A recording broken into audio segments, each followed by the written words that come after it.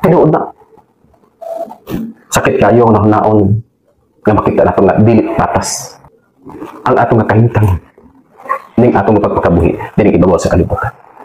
Pero malagingon nga ang tanan nagdepende sa pagpaningkamot. Ngano man, kitang tanan gihatagan ta og maayong nahuna.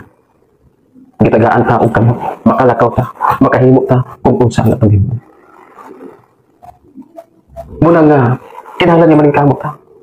Dili nato basulon ang atong gidikanan kung unsa manggali ang atong naabot sa atong pagpakabuhi dining ibabaw sa kalibutan. Ngano man, nagdepende ang tanan sa atong pagpaningkamot. Malagingon nga ang kalisod nahimo na ng kaluha sa atong pagpakabuhi na ining ibabaw sa kalibutan. Nagdepende na karon kung saon nato paghandom ang atong kinabuhi. Muna wala tay angayan basulon kung unsa manggali ang atong karon nga kasdanan. Di ba?